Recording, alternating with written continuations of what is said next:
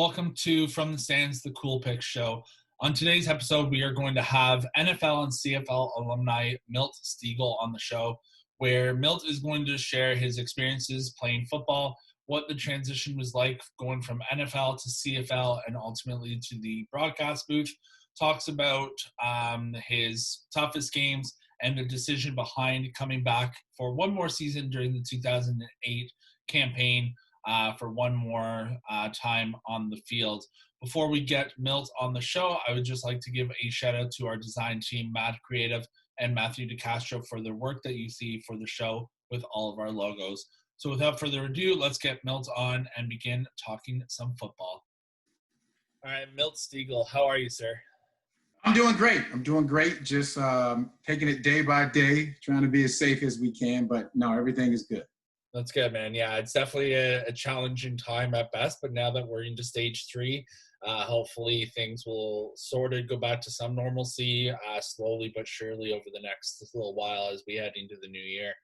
Right. But yeah, I just want to say thank you for being on the show. So let's just dive right into it. So the first question I have for you is, during your high school years, you were competitive in football, but also basketball and track.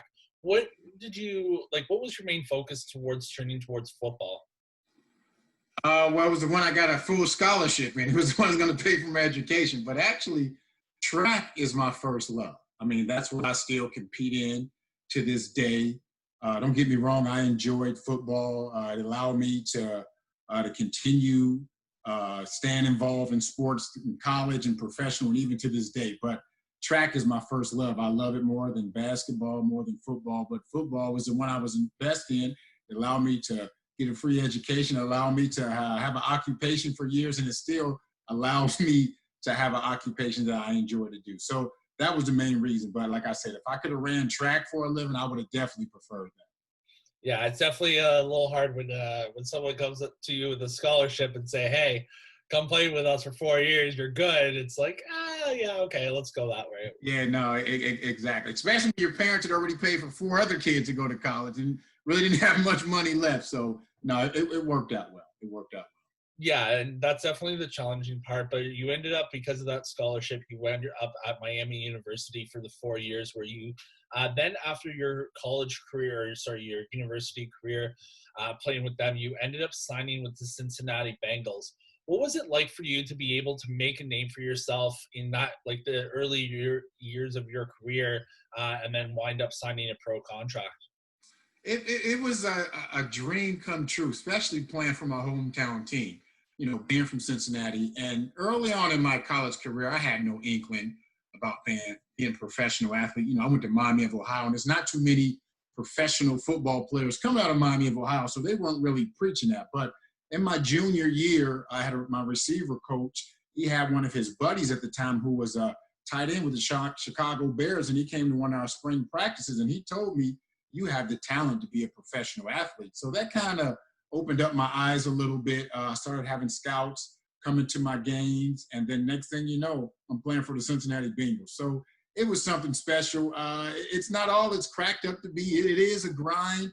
It's a lot of work that goes into it, especially when you're at the bottom of the totem pole. Every single day you're looking over your back when you're losing. Is this going to be my last day? But, I was fortunate to get those 3 years in, and it was something I look back on and say, I'm pretty proud of that, and I cherish that for the rest of my life. Yeah, it's definitely unique when you're able to have the ability to get scouts out to watch you. And talking about those 3 years with Cincinnati, over those 3 years, you played 21 games with the Bengals, primarily playing as a kick returner. What was the training camp like for you? You said it was a grind, but what was it like for you to get into that training camp, experience what it's like to go pro, and kind of start off your career with the Bengals? Yeah, it was my first year. I was intimidated. I didn't know what I was getting into. You get there and you see some of the stars, and some of the stars in the NFL back then. You had, Anthony Munoz was one of the greatest offensive linemen, Boomer Esiason, almost a Hall of Fame quarterback. So there was some legit talent there, and I was just trying to fit in the mix. When you're a rookie, especially an undrafted rookie, they don't give you many opportunities. They don't give you, they don't talk to you much until you start making some plays. So I really had to open up some eyes. I really had to put my foot down and say, I belong here. Because a lot of guys, they don't think that way. They just go in thinking that they can't make it, and they have an optimistic attitude. I had a pessimistic attitude. I had an optimistic, positive attitude, and that allowed me to go in there and make some plays, open up some eyes, and play with the Cincinnati Bengals for 3 years. Now, did you have someone during your time with the Bengals that kind of helped with giving you tips or pointers throughout your career to improve your game or bring it to the next level? Well, not improve my game, but just how to be a professional athlete.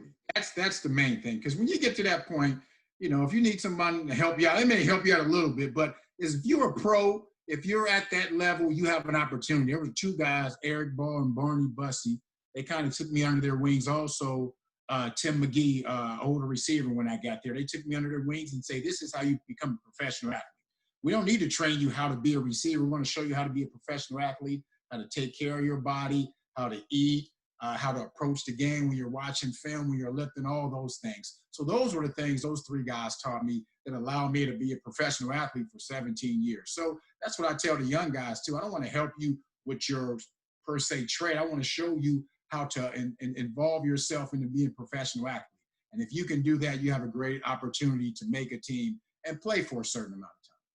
Yeah, especially considering like physical aspect is one thing, but that the mental game and the healthy eating is definitely the biggest strong, because you could work out for 6 days a week, 5 hours a day, but if you're eating junk food and crap all the time, you're not going to go anywhere. You're not going to get those looks that you're trying to get, right? Exactly. That's what it's all about. And people say you have to make sacrifices. It wasn't really a sacrifice to me. It was a lifestyle. This is what I wanted to do, and I wanted to do it for a long time, and I knew what I needed to do it for a long time. So it wasn't a sacrifice. I still hold to those that same way of living to this day, because I like the way it makes me feel, and it still allows me to be able to work out. And that's great. And now, looking after your Cincinnati Bengal career after those 3 years, in 1995, you signed with the Green Bay Packers, but unfortunately got cut after a serious knee injury during the end of the training camp. After that, you ended up turning your focus to the CFL and the Winnipeg Blue Bombers, where you ended up playing actually the final 6 games of that 95 season. What was the transition like for you to go from the NFL and kind of like that kind of lifestyle to the CFL and the transition? Well, it was a rough transition per se, because I had no idea what I was getting into. You think about it, 1995, the internet wasn't around. I had been to Canada once. I've been to Toronto once. So I had no idea what I was getting into. I thought my football career was over with, but my agent, he reached out to me and said, there's a team in Canada who owns your rights who would like you to come up there and play. And he said Winnipeg, and I'd never heard of Winnipeg, Manitoba. So I looked it up in the encyclopedia, saw it was above North Dakota. I'm like, okay, what am I getting myself into? I was 25 at the time. I didn't have any real responsibilities. I was single. So I was like, yeah, I'll give it a shot. So I went up there in September of 1995 and ended up staying and still continue going up there, but I ended up playing for 14 years. So it was a true blessing that I had that opportunity. Like I said before, I had no idea what I was getting into. It wasn't an easy transition. It's a different type of game. It's a different type of lifestyle, going from the NFL to the CFL. But it's something I wouldn't train for the world, because I still have friends to this day that I'm involved with because of my time in the CFL. Now, did you make sure to bring extra layered clothes for the colder days? Did you do that research when you came up to Canada? You can't prepare for that cold. You can't prepare for that cold. You have no idea what you're getting into. Because I remember when I went up there, it was September. So when I left Cincinnati, where I was living, it was probably about 80, maybe 80, 85 degrees. So I go up there, I have on maybe a long shirt and some shorts. And I remember I get off the plane, and it's September, and it's like 50-something degrees. So I'm like, what am I getting myself into? And right when I get off the plane, I take a physical and I'm practicing. It's like, okay, what is going on here? But, it's just playing football. And that's what it's all about. I still had that opportunity to play football, and that was something I was looking forward to, getting to play receiver. As you alluded to earlier, I didn't get to play much receiver in the NFL. When I got to the CFL, I finally got a chance to play receiver again. So I enjoyed every single moment.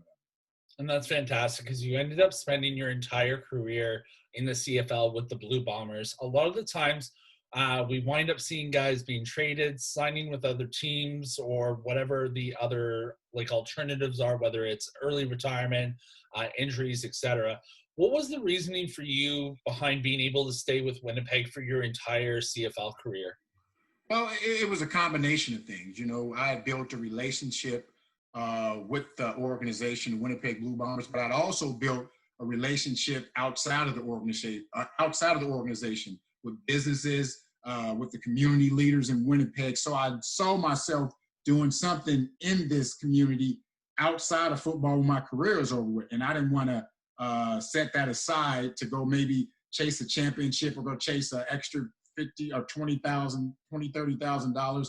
I knew I was building a legacy right here, and I knew I wasn't going to go anywhere else. Now, there was opportunity where they thought about trading me, trying to get me onto a team that had a chance to win the championship, but I never went in and asked for a trade at no time because I knew this is the place where my legacy was going to be built. This is the community that I was going to be able to make a difference in. And to this day, I'm still involved in the community throughout Winnipeg, throughout the city of Winnipeg, throughout the province of Manitoba. I mean, I have a street named after me in Winnipeg. So this is a place that I was fortunate to play 14 years.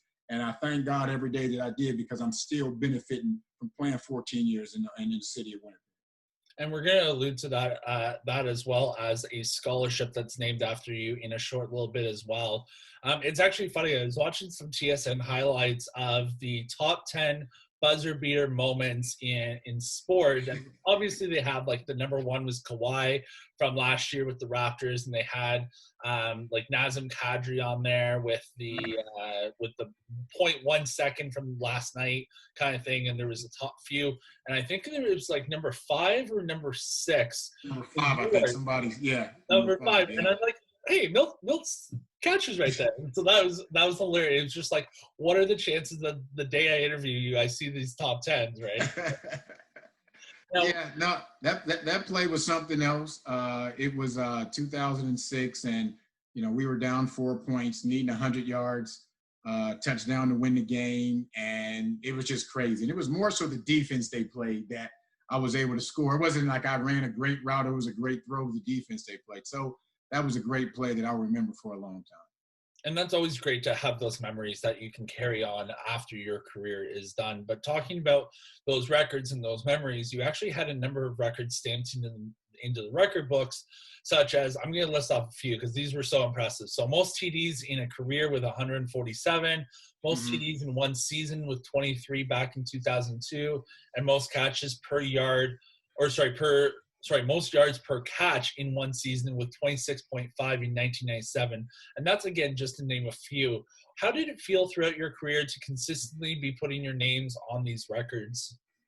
It was an honor. It was an honor. And I never thought that I would make a career in the CFL. Just like every other ex-NFL player who goes in the CFL, we feel, okay, we'll go up here for a couple of years, especially if you're young enough, and I was at the time, and then go back to the NFL. But I was so fortunate that I got an opportunity to play that long there. And as the years went on, people started advising me that you're getting close to some records. You're getting close to breaking not only some organization Winnipeg Blue Bomber records, but some CFL records. So I started thinking like, wow, got an opportunity to do some great things up here. So it was a great feeling.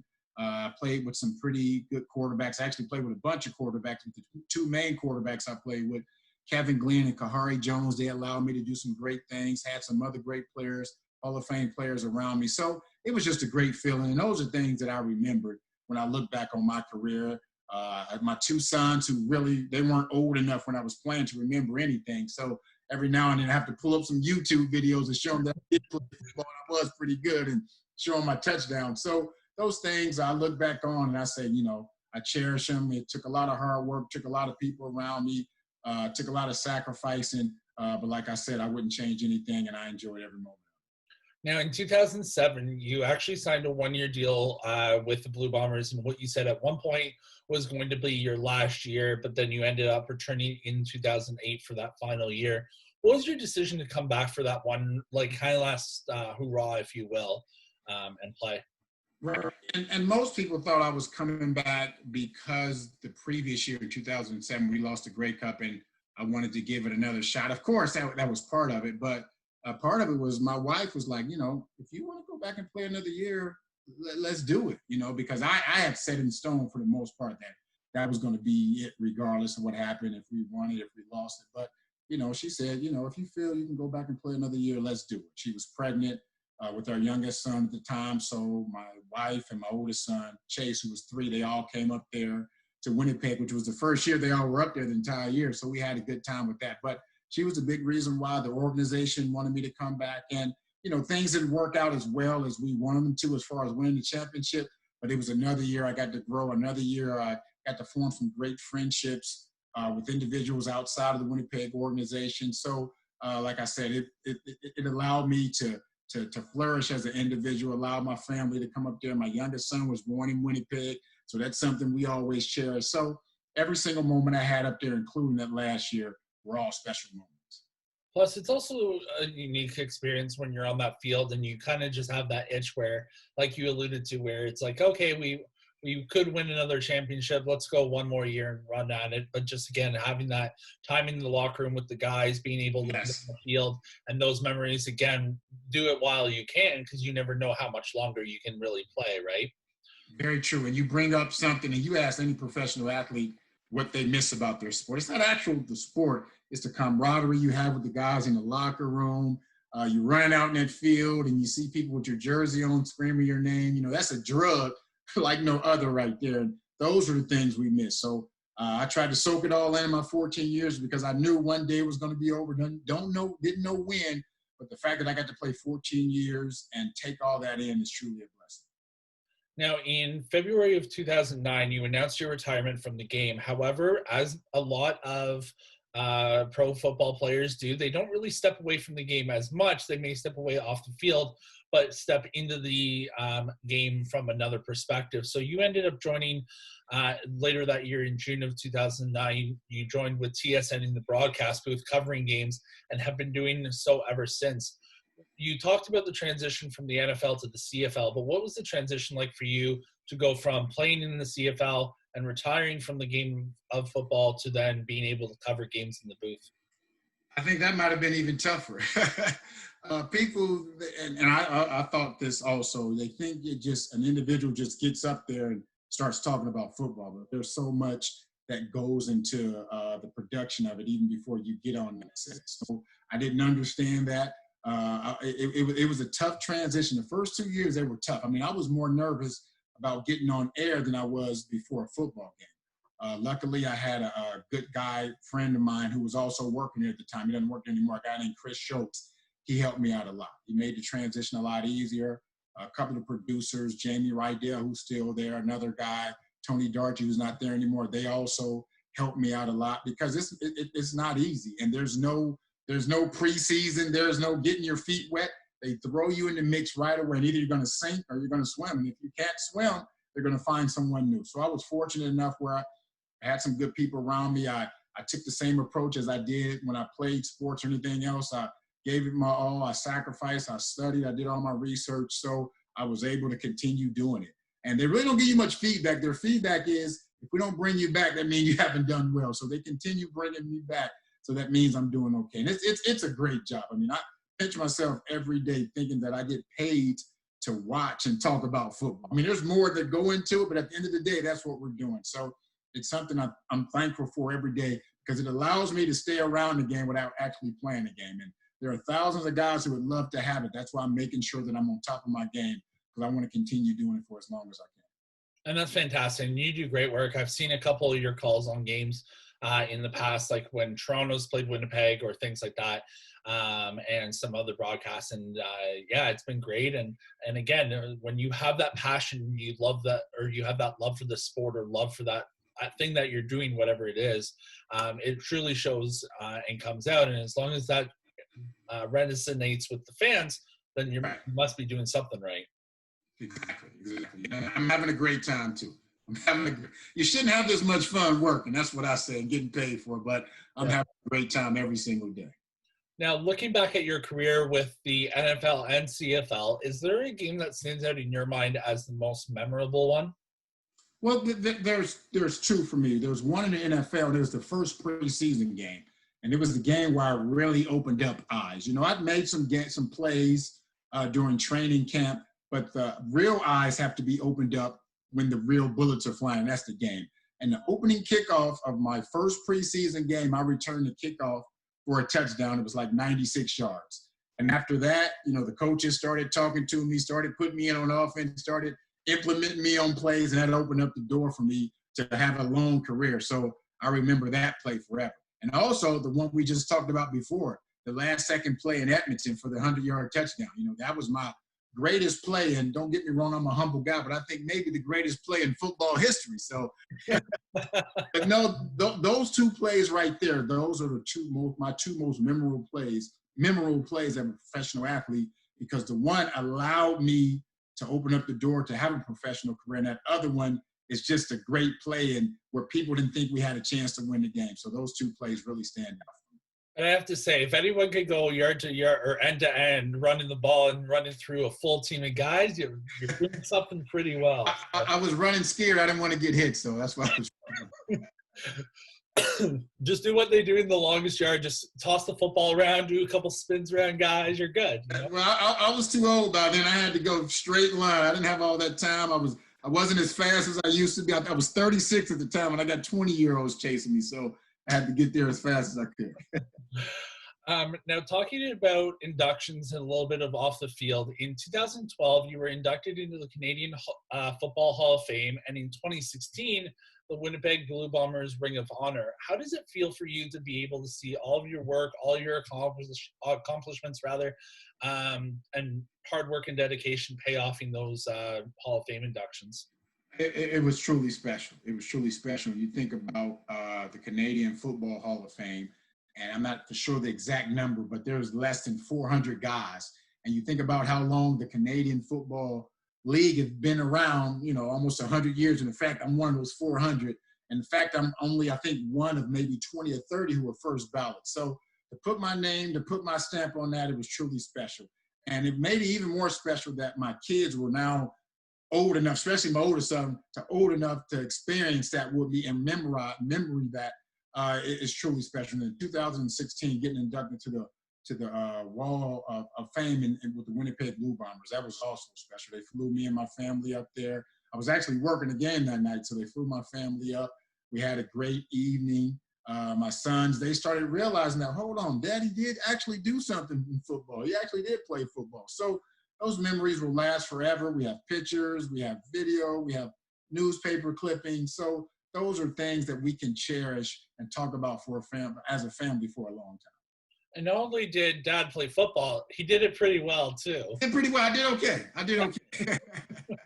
Now, also too, as you mentioned earlier, you got a street named after you in Winnipeg. What's it like to be able to, when you're back in town, to drive down Winnipeg and be like, hey, there's my name on the street? It's crazy. It's crazy. That's one of the craziest things. And one of my good buddies, when he used to always come to Winnipeg and watch my games, he was like, you have a street named after you. My friends down here, when they found out, they can't believe it. I can't believe it sometimes. So every time I'm in Winnipeg, I always drive down my street. I'll take a picture, take a selfie or something, because that's something that's still crazy. Lyle Bauer, the president at the time, and the mayor, they made sure that was happening. It was sort of surprising. I heard a little bit about it, but I was like, this can't come to fruition. There's no way that I can get a street named after me, but it did.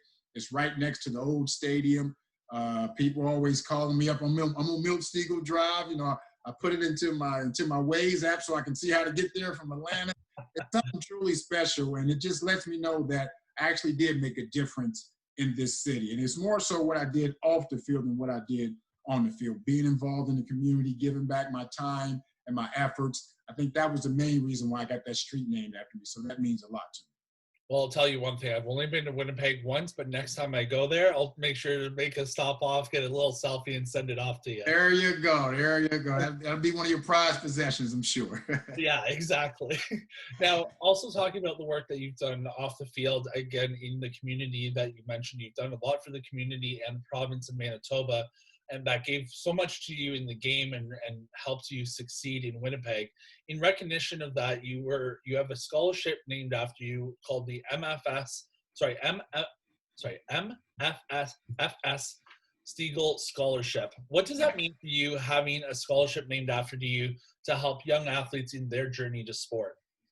I mean, that means more than winning a championship or scoring a touchdown. That lets me know that I am affecting the next generation. I am affecting the world. I am leaving a legacy that will live on forever. Because when you are able to build into the younger generation, you know you're making a difference, and you know that difference you're making will be passed on and passed on and passed on, and that's a legacy that will live forever. So when they named that in me and put that in my name, that was something I love. I love hearing that more than anything. You know, I've been there for maybe 3 of the times where I was able to give my award. And I mean, that's a humbling feeling when you see these individuals and how happy they are. And the fact that you're giving something that's going to allow them to continue their education, that's going to help them maybe buy a book, may allow them to stay in there doing whatever it may be. You're affecting the next generation, so you're affecting the world. So that means a lot to me. That means more than any MVP, MOP, touchdown record, anything else I could do, because I know that's actually making a difference, and that means a lot. Now, being that mentor for the younger generation, was there someone growing up with you that was your mentor that helped you succeed in your career with football? Well, I mean, it started with my parents. You know, those were the individuals that instilled in me what it took to be successful, not just in sports, because my parents, you know, they didn't play any sports. They had 5 kids, so they had to work. But I saw how hard they work, how much they sacrifice. And if I did that with all the advantages I had that they didn't, there's no way I shouldn't be successful in something. My older siblings, they also instilled in me what it took. They showed me what it took to be successful. And like I said, it had nothing to do with sports. It was just being successful as an individual, being a good person. But it all started with my parents, and what not what they said, but what they did. And that instilled in me, I knew I was going to be successful. So they were my mentors. Don't get me wrong. There were a couple of athletes I enjoyed watching. Lance Swan, I was a big Pittsburgh Steelers fan, but the people that instilled in me what it took to be successful were the people I saw every day, and those were my parents and my older siblings. And that's so good to have, because it's all about foundation and about having those people to be able to support you to succeed. And now you're doing that with the younger generation. So bravo to you, sir, because that's fantastic as well. Now, looking at the younger generation again, what kind of advice would you want to share with those younger athletes that may want to get into football or kind of start off their career, but may not know how to get started? Well, the main thing, and just like, and I know this is, you know, everyone says this, is just put yourself in a position to be your best. And to do that, you have to work hard. It's not easy. You're going to face some adversity. But if you put yourself in a position to be your best, you're a champion. At the end of the day, all you can do is control what you can control. If you worked your hardest, if you're in your best shape, if you study, if you did all this, you put yourself in a position to be your best, that's all you can ask for. And those lessons that you learn while you're trying to put yourself in a position to be your best will translate over into real life. Not saying football is not real life, but when you're out in the real world, when you're in college, when you're trying to get that interview to be that job, you'll revert back to what you did when you were trying to be your best as a football player, and you have that same philosophy when you're trying to get that job, when you're trying to be an entrepreneur, when you're trying to study for this final exam in college or whatever it may be. All those things come together. So those are the lessons I teach not only younger kids, but my 2 sons too. I always tell them, just be in a position to be your best. That's all you can do. And if you can look in the mirror at the end of the day and say, I did all I can do, I did my best, that's all you can ask for, and I consider you a true champion. The great words of wisdom and advice from the great Milt Stegall. Thank you so much, sir, for taking time to chat. And hopefully we will be able to see some sort of football, probably not this year, but looking into next year for sure. And hopefully be able to go back to, again, that exciting electricity in the air towards sports. Let's hope so. Thanks for having me on. No problem. Take care. All right, take care. Bye. All right, everyone. That was Milt Stegall, NFL and CFL alumni. Thank you again for joining the show, and we look forward to having you tune in to future episodes. Take care.